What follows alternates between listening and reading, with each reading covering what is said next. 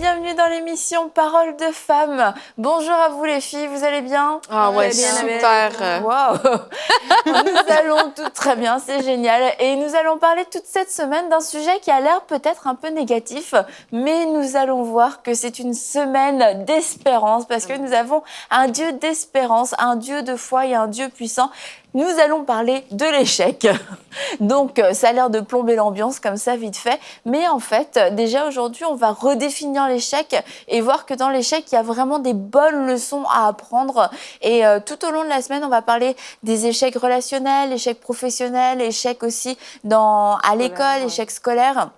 Toutes sortes d'échecs qu'on peut vivre et qui, quelquefois, nous laisse vraiment une trace qui peut sembler indélébile dans notre vie, mais nous allons voir qu'avec Dieu, tout est possible et que Dieu est fidèle pour nous relever après un échec et qu'il y a un avenir après l'échec.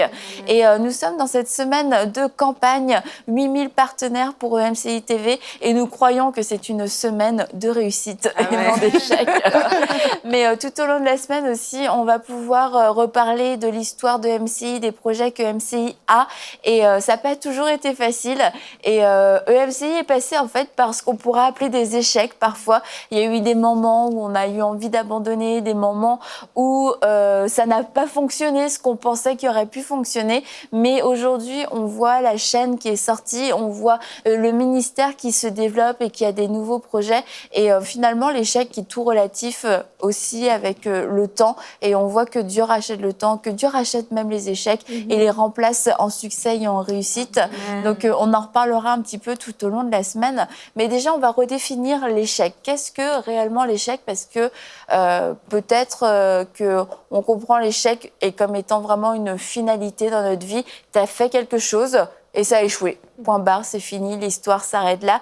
Mais on va voir que derrière l'échec, il y a vraiment plus de choses et qu'on n'a pas tous la même vision de l'échec en plus. Absolument. Moi, je trouve que l'échec, personnellement, c'est très subjectif parce que il y a la définition du succès. Le succès, c'est aussi subjectif, tout dépendant. Qu'est-ce qu'on considère comme le succès? Mais pour moi, un échec, c'est tout simplement quand tu abandonnes et que ne te relèves pas. Tu éprouves, tu as des difficultés, tu as quelque chose qui a échoué et que tu abandonnes. Pour moi, c'est quand on ne se relève pas du tout. Mais la parole de Dieu nous dit, 7 fois, le juste tombe et il se relève. Donc, avec Dieu, il n'y a vraiment jamais rien qui est une finalité totale parce que le cœur de Dieu, vraiment, c'est que nous soyons des victorieux, que nous ayons du succès parce que oui, je crois vraiment que Dieu se préoccupe de notre réussite. Dieu dit que si on met sa parole en premier, on aura du succès dans tout ce qu'on va entreprendre et c'est alors qu'on réussit. Josué 1:8. Donc, même l'échec, c'est de ne pas mettre la parole de Dieu en pratique et c'est de passer à côté de la volonté de Dieu.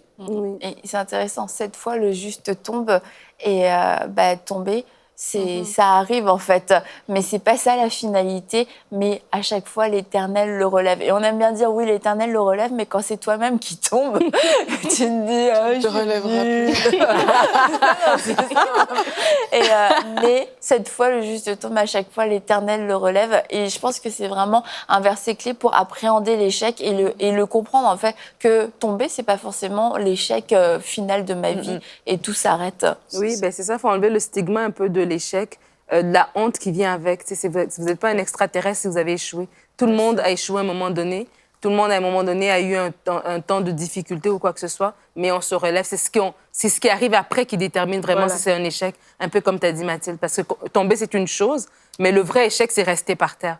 Parce que c'est pas une finalité, c'est pas un arrêt de mort, c'est pas la fin d'une vie quand on a échoué dans un domaine ou un autre, comme on va parler pendant cette semaine. Mais le but, c'est juste de dire, OK, je suis tombée, mais Dieu me relève.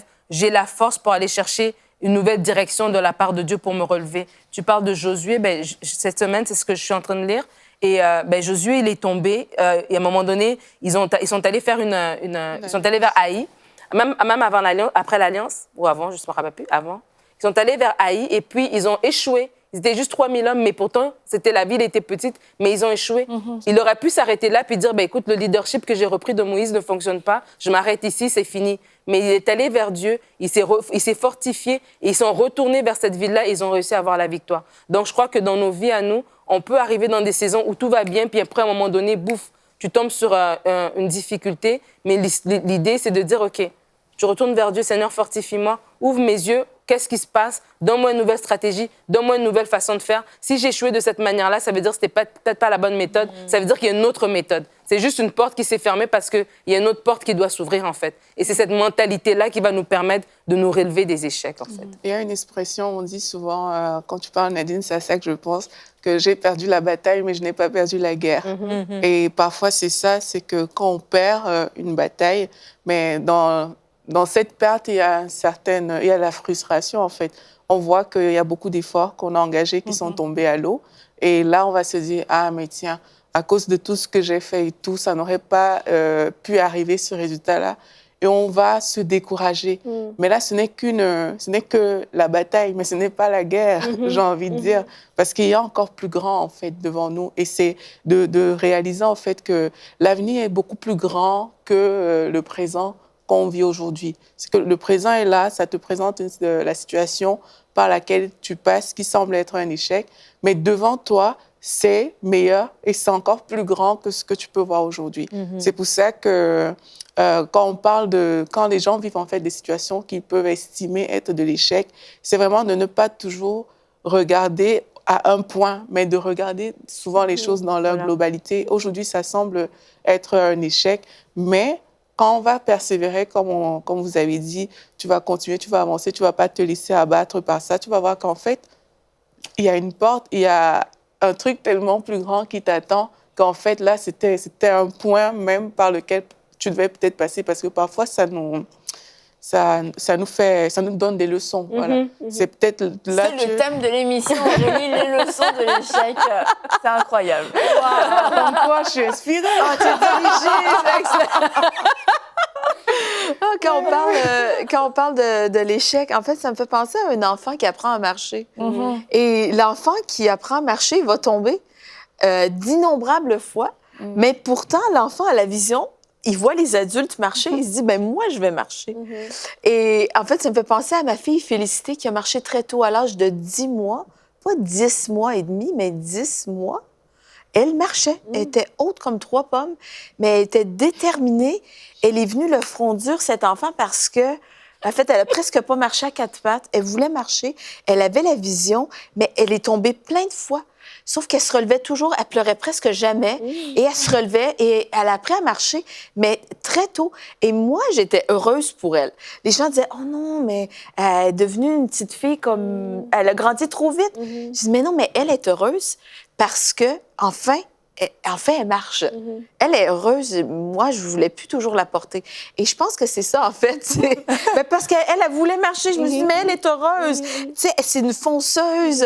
C'était vraiment... Elle voulait toujours être grande. Bon, marcher, ça faisait partie de ses objectifs. Et je pense que si on se laisse décourager, si elle s'était laissée décourager, je suis tombée, j'apprendrai jamais à marcher, eh bien, si on était tous comme ça, on resterait toujours des bébés spirituels. Mais en fait, la chute en soi n'est pas l'échec. Tu vois, c'est vraiment ce qu'on dit depuis le début. C'est vraiment de ne pas se relever, c'est de dire, ben cet événement-là, peut-être que cet événement-là n'a pas réussi, mais c'est pas la finalité. En fait, il faut peut-être demander à Dieu, parce que lui voit toujours le portrait final. Dieu voit l'image en grand de notre vie, de notre destinée, de cette situation, et bien plus loin encore. Et si on a la pensée de Christ dans toute notre vie, si on voit le portrait final, eh bien, cette petite chose-là, si on met notre vie sur une ligne comme ça, et là, on met des petits points là où on a échoué, ben en fait, je suis à A et je m'en vais à B, ben c'est juste... En fait, nous, on magnifie souvent une erreur. On va magnifier peut-être une chose qui n'a pas nécessairement réussi. Mais en fait, la finalité, c'est pas de dire, ben je garde mes yeux juste sur cet événement qui n'a pas réussi, mais où est-ce que Dieu veut m'amener? Et l'important, c'est de continuer d'avancer. Donc, si on se relève puis on devient un adulte spirituel, ça fait partie du processus aussi. Après, il y a vraiment des échecs qui sont aussi fracassants. Là, on peut pas le nier. Là, ça a raté, ça n'a pas fonctionné. C'est vrai, il y a différents niveaux. Je peux en attester, les autres peuvent en attester. C'est évident. Oui, là, ça n'a pas trop bien fonctionné. Mais c'est la même mentalité à adopter, que ce soit un petit échec et qui est devenu un gros échec peut-être à nos yeux, ou que ce soit vraiment quelque chose de gros qui nous ait affecté, mais cette foi en Dieu doit rester la même et se dire, même un gros échec, dans 10 ans, peut-être je le regarderai, puis ça me semblera pas si énorme que ça. Comme tu disais, Mathilde, sur une ligne, c'est que, ce qui me semble énorme un jour, mais il y a vraiment des trucs qui me semblent vraiment énormes et qui étaient quand même assez énormes au niveau des échecs. Mais il faut quand même se poser des questions, se dire, mais pourquoi est-ce que ça arrivait et les bonnes questions. Parce qu'en fait, je pense qu'on se pose forcément des questions quand on échoue, mais est-ce qu'on se pose les bonnes questions? Et tant qu'on ne se pose pas ces bonnes questions, on va en reparler aussi dans la semaine des échecs cycliques. Ça revient constamment, tu te dis, mais c'est quoi le problème? C'est la route, c'est les gens, c'est quoi? Mais c'est peut-être notre façon de faire, notre façon de penser qui est mauvaise. Et de ne pas s'arrêter pour se poser les bonnes questions, je pense que ça, c'est vraiment c'est aussi nuisible que l'échec lui-même, en fait. Moi, je pense, Annabelle, qu'en fait, il ne faut pas nier l'échec non plus, parce que c'est là où on va commencer aussi à se poser des bonnes questions. C'est dans le fait de ne pas le nier, parce que quand on dit affronter la réalité avec la foi, certaines personnes peuvent penser que c'est juste balayer comme non, l'avenir est meilleur. Mais en fait, il ne faut pas nier ce qui s'est passé. Il y a une réalité qui a eu lieu, qu'il faut aussi aller traiter, en fait. Et là, quand on comprend que, OK, voici, en fait, ce qui s'est passé, voilà, j'ai engagé ces actions-là, ça n'a pas marché, mais là, on est à même de se poser les bonnes questions. Là, on est à même de dire, OK, mais qu'est-ce qu'en fait, à quel niveau ça a foiré, en fait? Où est-ce que... C'est un beau mot, ça. C'est un échec lexical. À quel niveau ça n'a pas marché, d'accord? On avait compris. Donc, c'est ça, c'est quand on ne fait juste pas fi de la réalité, parce que c'est sûr qu'il y a des choses qu'on aimerait oublier vraiment, parce que voilà, ça n'a pas été... ça n'a pas fonctionné, donc on veut juste comme, OK, n'en parlons plus.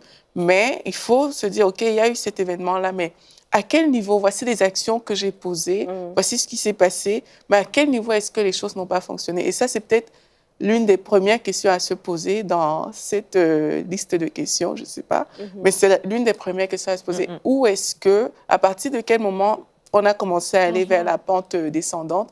Et une fois qu'on répond à ça, on va voir que, OK, mais il y a telle chose qui n'a pas fonctionné, à tel niveau, peut-être j'aurais pas dû aller dans ce sens-là. Est-ce que j'ai mal placé mes priorités, etc., etc. Et puis après, on pourra aller vers les solutions.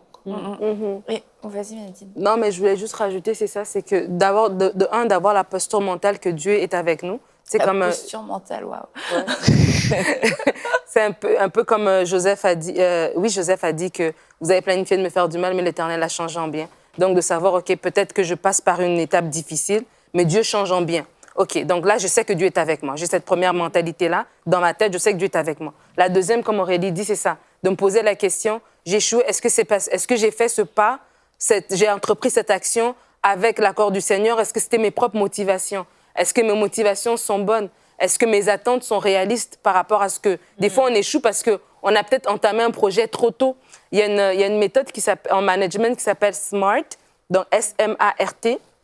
Ça dit que quand tu te fixes des objectifs, tu dois d'abord te fixer des objectifs spécifiques. Des fois, on veut prendre trop de choses en même temps. Donc, j'ai un objectif qui est spécifique. J'ai un objectif qui est mesurable. J'ai un objectif qui est atteignable. J'ai un objectif qui est réaliste, SMART, et le T, c'est pour le temps. Donc, je me suis fixé une date fixe pour l'atteinte de cet objectif-là. Donc, quand tu as tout ça en place, là, maintenant, tu peux break it down. Tu peux le diviser et vraiment pointer exactement où ça n'a pas marché. Et comme ça, la prochaine fois, quand tu vas entamer, que ce soit dans le scolaire, peu importe le projet que tu veux, tu es capable de savoir où est-ce que ça n'a pas marché, où est-ce qu'il y a eu un raté. Et c'est ça, en fait, les leçons qu'on peut retirer de l'échec pour pouvoir se relever, c'est être capable de façon objective à revenir sur nos pas, puis à voir, OK, ça n'a pas marché, pourquoi? Est-ce que c'était moi? Est-ce que c'était un élément extérieur? Est-ce que c'était le temps de Dieu? C'était pas le temps de Dieu? C'était quoi exactement? Parce que si Dieu est avec moi et que Dieu veut que j'ai du succès, comme tu as dit dans Josué 1:8, donc ce que Dieu fait doit réussir. Donc si ça n'a pas réussi, où est-ce que le bas blesse en fait? Je pense en fait que Chaque échec, comme tu dis, vraiment, on doit en profiter. On doit profiter de l'occasion pour apprendre quelque chose, une leçon de vie. Et justement, je veux vraiment renchérir sur ce que tu dis, Nadine, sur ce que vous dites, c'est voir c'est où le problème. Est-ce que c'est moi qui ai un problème de caractère? Est-ce que j'ai pas appris à entendre la voix de Dieu? Peut-être j'ai précipité les choses. Peut-être que j'avais une promesse sur ma vie et je me suis précipitée dans quelque chose qui était trop tôt. Est-ce que j'ai devancé la saison? Est-ce que moi, c'est un problème de relationnel que j'ai? On va en parler cette semaine. Est-ce que j'ai un problème?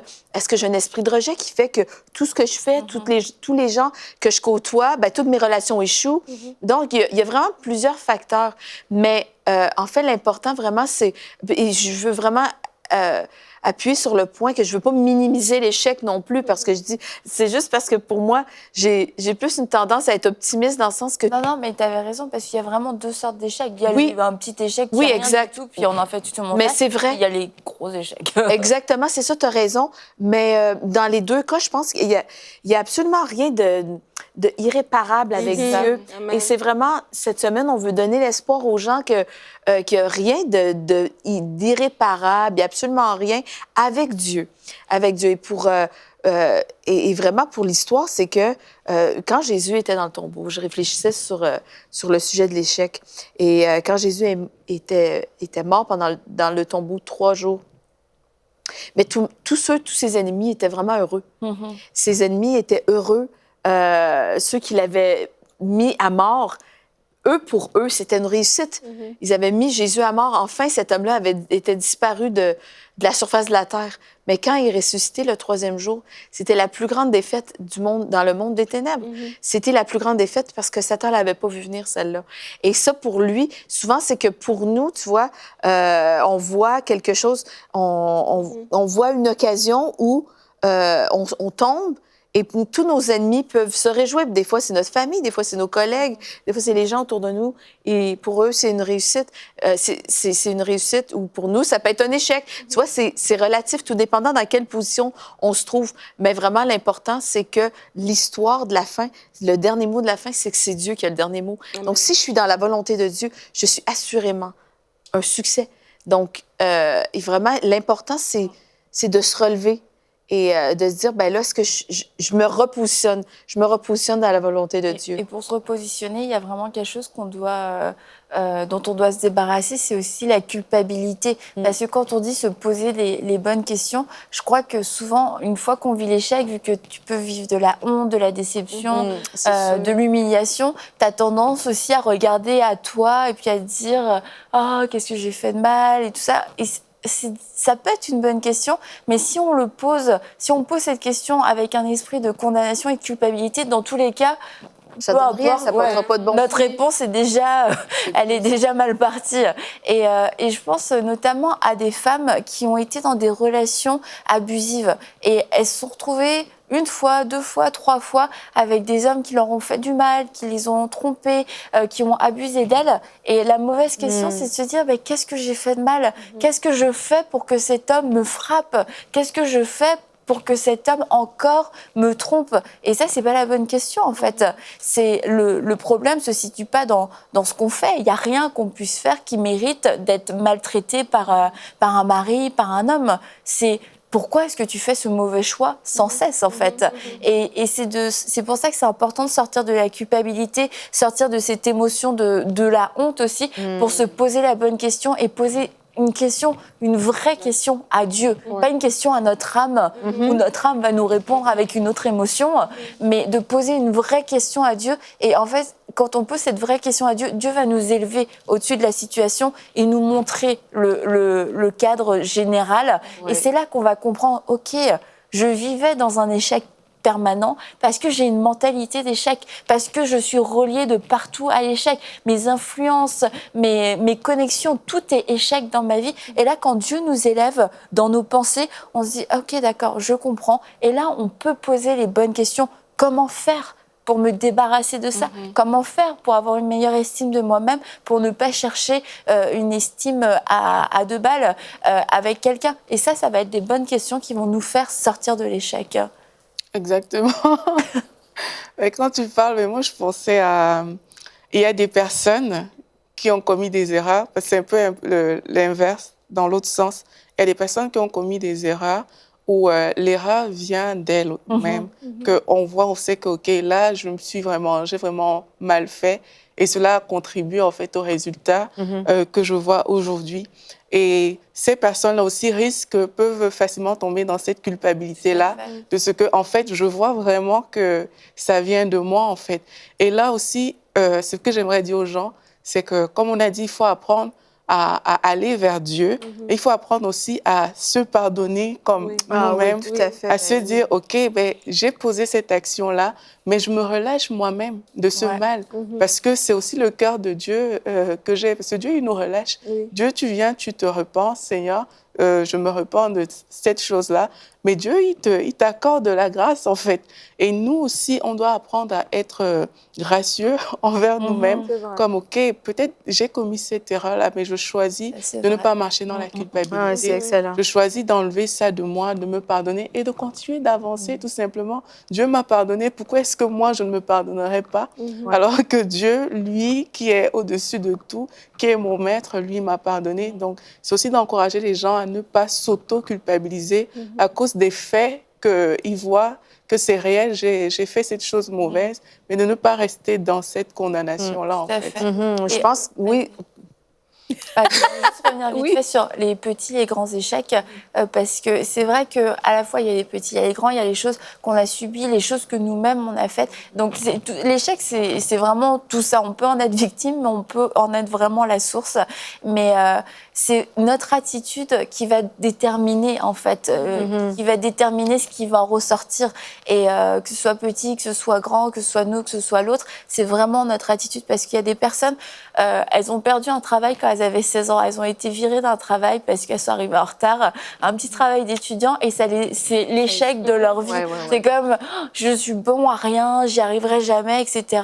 Et aujourd'hui, 30, 40 ans, elles sont bloquées à cause de cet échec-là. Puis il y a des gens qui ont perdu des millions et des millions, et ils ont décidé de faire confiance en Dieu, ils ont décidé de se relever, de laisser Dieu les relever, et puis ils ont avancé, ils ont reprospéré. Et quelquefois, il y a un petit échec, on n'arrive pas à s'en remettre parce qu'on n'a pas cette attitude, on n'a pas eu cette attitude de foi, de se dire non, Dieu va me relever, il y a un avenir après, et on s'en remet pas d'un tout petit truc. Et puis quelquefois, on vit vraiment des grands échecs, on peut même en être à la source, mais quand Dieu relève, et il n'y a plus aucune trace de ces choses-là, en fait, après. Oui, c'est ça. Ce que je voulais juste ajouter, c'est vraiment que d'accepter le pardon de Dieu. Tu vois, accepter le pardon de Dieu, ce que tu disais, il faut se pardonner, mais c'est ça, souvent, c'est qu'on a de la difficulté à se pardonner parce qu'on pense que Dieu ne nous pardonne pas. Mais en fait, Dieu nous pardonne si on est repentant, si on est fautif dans cette chose, parce que si on est à la source de tous les échecs, des fois, c'est des circonstances extérieures qui font qu'on échoue, mais des fois, c'est par notre propre faute. Mais l'important, vraiment, c'est qu'on soit capable, justement, comme tu dis, de se relever. Donc, si j'accepte le pardon de Dieu, eh bien, après, je peux recevoir son amour. Et dans son amour, Dieu veut vraiment qu'on soit des gens remplis de persévérance. Il veut qu'on se fortifie en lui. Et vraiment, il y a un avenir. Et c'est vraiment toute une question de nos pensées. Qu'est-ce que je fais avec mes pensées pendant, durant et après l'échec? Et donc, si j'ai accepté le pardon, ça veut dire que je sais qu'avec Dieu, j'ai un avenir, j'ai de l'espérance. Parce que dans Jérémie 29, 11, Dieu dit qu'il a des projets de paix et de bonheur pour nous, un avenir et de l'espérance. Donc, la volonté de Dieu, c'est pas l'échec, parce que le vrai échec aussi, ça serait de dire, Dieu veut que je reste dans l'échec. Dieu n'a rien de bon pour moi. Et donc, Dieu ne se glorifie pas dans l'échec. Dieu se glorifie dans ce que je vais faire, de ce que je vais apprendre, si j'ai tiré leçon de ça, si je persévère, si je me fortifie dans la foi, si je considère pas les circonstances, si je considère pas mon propre corps, mais si plutôt je considère la parole de Dieu et la promesse. Donc là, vraiment, je me fortifie et je vais pouvoir donner gloire à Dieu. Voilà. Mais juste pour faire aussi le lien avec le point que tu as dit, il y a des gens peut-être qui sont bloqués dans des échecs passés et qui ont laissé ces échecs-là les cristalliser, et ils n'ont plus rien entrepris depuis parce qu'ils ont peur d'échouer, en disant que ils veulent garder un certain niveau de succès, mais en fait, la peur d'échouer, c'est juste un désir de garder le contrôle absolument. mais de vraiment relâcher le contrôle à Dieu et de se pardonner, comme tu as dit, d'être indulgent envers soi-même. On est très indulgent avec les autres, on est dur envers soi-même, mais de s'autoriser le droit de pas bien faire, s'autoriser le droit de je peux l'avoir essayé puis ça marche pas, mais je vais l'essayer encore. De se donner vraiment ce droit-là et de se dire, un peu comme Pierre a été repentant, il s'est trompé, il n'a pas bien fait, il est revenu vers Dieu, il a été repentant, Dieu l'a rempli et puis il est la pierre que Jésus a dit, sur cette pierre je bâtirai mon église, il était celui qui a prêché en une fois, 3000 personnes ont donné leur âme à Dieu. Donc c'est vraiment important de dire que Dieu peut toujours nous utiliser après et de ne pas nous-mêmes nous cristalliser, nous mettre dans une boîte par rapport à une erreur passée. Ou même aussi de ne pas commettre l'erreur de parce que j'ai échoué, je veux tellement rattraper que j'embrasse tout pour sortir, pour oublier vite cet échec. C'est que, OK, je touche à tout. Je veux directement me relancer dans autre chose, etc., pour justement oublier ces choses-là.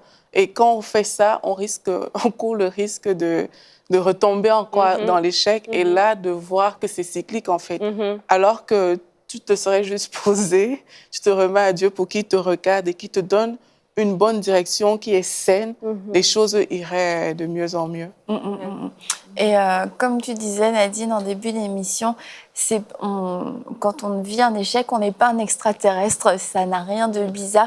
Ça fait partie du parcours que de vivre des échecs, mais ça ne fait pas partie de la volonté de Dieu que de demeurer dans l'échec. Et Dieu ne nous voit pas comme un échec aussi, c'est de ne pas associer cet échec à notre identité. Bon, j'ai raté, donc je suis un raté. Je fais quelque chose de nul, donc je suis un nul. Ce n'est pas du tout dans la pensée de Dieu. Et lorsque aussi on saisit notre identité en Christ, on comprend que non, je ne peux pas rester dans cette situation, il faut que je réagisse de la bonne façon face à l'échec, que j'ai une réaction de foi et de me remettre encore une fois devant Dieu.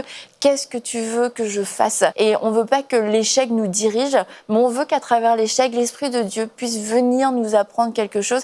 Et en fait, ça va vraiment dépendre de notre disposition. Donc la pire chose qu'on puisse faire après un échec, c'est juste soit de l'ignorer ou alors de demeurer dans cet échec, parce qu'il y a une leçon à apprendre, une leçon pour réussir, une leçon pour aller de gloire en gloire, une leçon pour ne pas recommettre cette erreur, pour ne pas revivre encore une fois cet échec, parce que c'est la volonté de Dieu que nous puissions réussir dans tout ce que nous entreprenons, que nous soyons la tête et non la queue et que nous puissions prospérer à tous égards. Et ce n'est pas parce qu'il y a eu une faille à un moment donné les plans de Dieu se sont évanouis. Non, Dieu est Dieu, Dieu est le même. Ses promesses sont oui et amen, rien n'a changé. Donc continuons de persévérer et continuons de croire en Dieu qui nous relève à chaque fois. Et on se dit à demain pour une prochaine émission de Paroles de Femmes.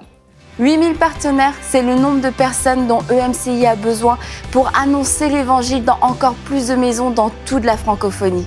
Accepteriez-vous à votre tour de devenir partenaire d'EMCI dès aujourd'hui? Dès maintenant, donnons pour faire entrer EMCI dans une nouvelle saison. Pour faire votre don, rendez-vous sur emcitv.com/8000.